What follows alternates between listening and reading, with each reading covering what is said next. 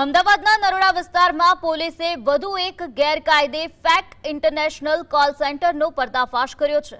પોલીસે મુખ્ય આરોપી મહેશ શ્રોફની ધરપકડ કરી, જ્યારે તેનો સાગરીત માર્ટિન ફરાર હોવાનું સામે આવ્યું છે। તપાસમાં ખુલાસો થયો છે કે સ્વામિનારાયણ પાર્ક વિસ્તારમાં આવેલા ભાડાના ફ્લેટમાંથી છેલ્લા 6 મહિનાથી આ નેટવર્ક ચલાવવામાં આવતું હતું। દરોડા દરમિયાન મોબાઈલ, લેપટોપ, ઈ-સિમ, વાઈફાઈ રાઉટર અને કોલિંગ સ્ક્રિપ્ટ સહિતનો મુદ્દામાલ જપ્ત કરવામાં આવ્યો છે અને પોલીસે આગળની કાયદેસરની કાર્યવાહી હાથ ધરી છે।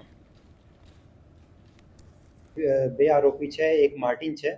માર્ટિન આ બધું ડેટા મેળવતો હતો, જેમાં યુએસ નાગરિકોનું નામ, અકાઉન્ટ નંબર, ફોન નંબર વગેરેની વિગત હતી।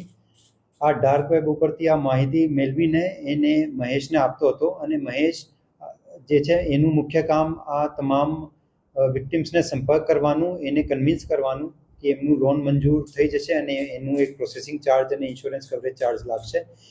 એવું કરીને એની પાસેથી ગિફ્ટ કાર્ડ મેળવતો હતું અને આ જે ગિફ્ટ કાર્ડ છે આ પછી માર્ટિનને આપીને એ માર્ટિન એને ગિફ્ટ કાર્ડ આધારે એને રિડીમ કરાવતો હતો।